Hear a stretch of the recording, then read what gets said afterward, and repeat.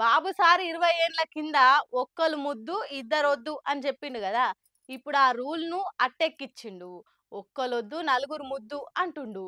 ఎంతమంది ఎక్కువ పిల్లలుంటే అంత మంచిదని అంటుండు.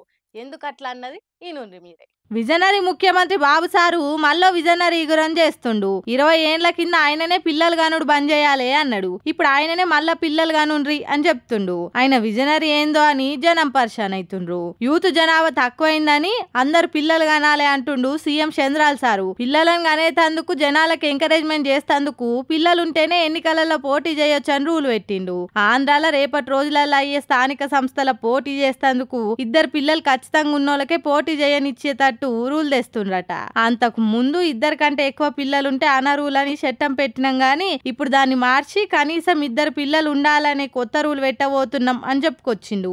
ఇప్పుడు దక్షిణ భారతదేశంలో జనాభా పెరుగుదల తగ్గుదల పెరిగిందట. అందుకే ఎక్కువ మందిని కనాలని పిలుపునిస్తుండు సారు.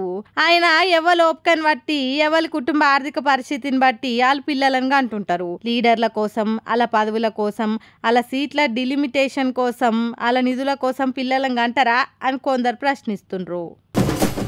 అబ్బబ్బా పొల్లు పొల్లు ఏ మార్చుకుండా అబ్బా కేటీఆర్ సార్ సర్కార్ను. అరే పాయింట్ అన్ని లెక్క పెట్టి మరి సర్కార్ ఇజ్జత్ పట్టింది ఇట్లా. ఇక చూస్తే సర్కార్ పాలన నిజంగా ఈ రేంజ్లో ఉందా అని డౌట్ అనుమానాలు వస్తున్నాయి చాలా మందికి.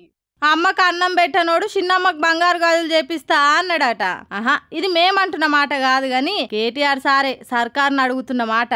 మొన్న సీఎం సారు ఢిల్లీ టూర్ పోయినప్పుడు ఆడ గొప్ప గొప్ప హామీలు ఇచ్చొచ్చిండు కదా. ఇక అవన్నిటిని వరుస పెట్టి కడిగి పారేసిండు. ఇట్లా 6 గ్యారెంటీలు అమలు చేసిన, రుణమాఫీ మొత్తం చేసిన, 100 రోజులలో ఇచ్చిన మాట నిలబెట్టుకున్నా, ఢిల్లీలో కూడా అట్లనే చేస్తా అని రేవంత్ రెడ్డి చెప్తుండు కదా. తెలంగాణలోనే ఉద్ధరించనోడు ఢిల్లీలు ఉద్ధరిస్తాడా?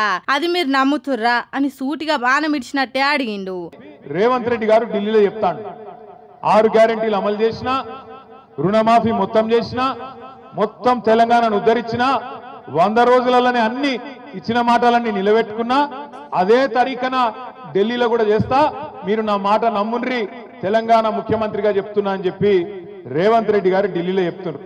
ఇక్కడికి వచ్చిన మా ఆడబిడ్డలు నేను అడుగుతున్నా, నేను అడుగుతున్నా, మీరు జవాబు చెప్పాలి. అమ్మకు అన్నం పెట్టనోడు చిన్నమ్మకు బంగారు గాజులు చేయిస్తాడా? అమ్మకు అన్నం పెట్టనోడు చిన్నమ్మకు బంగారు గాజులు చేయిస్తాడా?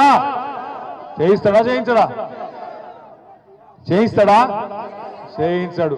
కూట్ల రాయి తీయనోడు ఏట్ల రాయి తీస్తాడా?